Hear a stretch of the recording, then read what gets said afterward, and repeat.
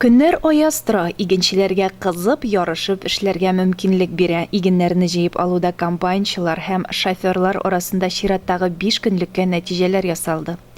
Нива һәм Енисей комбайннарында эшләүче комбайнчылар арасында иң уңганы янә Тәлгать Баймиев, Гыйлемҗан Гайнетдинов крестьян фермерлык хуҗалыгы хезмәткәре. Үзенең Нива Эффект комбайнында ул әлегә барлыгы 13600 тонна бөртек суктырган. Чит ил комбайннарында эшләүче комбайнчылар арасында үзенең Нью Холланды белән Үзәк МТС филиалы механизаторы Фирзар Хәбиров 5 көнлек алдынгысы булган. Бүгенге көнгә ул бункерыннан 9000 тоннага якын ашлык бушатып өлгергән. Бу 5 көнлектәге иң яхшы өлгер водитель Куйбышев исемендәге хуҗалыкта хезмәтен сала. 35 еллык стаж иясе водитель Халид Рахманов үзенең КАМАЗында җилдереп, чиксез бодай басуын гизеп, рейс артыннан рейс ясый.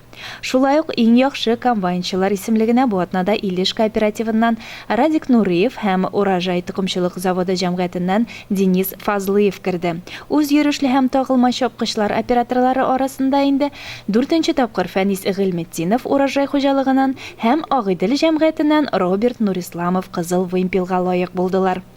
Кыр батырларын хезмәт уңышлары белән ихлас тәбрик итәбез. Техникаларының төзек кенә эшләп торуын һәм алтын бөртекләренең мулдан булуын теләп калабыз. Алина Хадимуллина, Илеш телерадиокомпаниясе.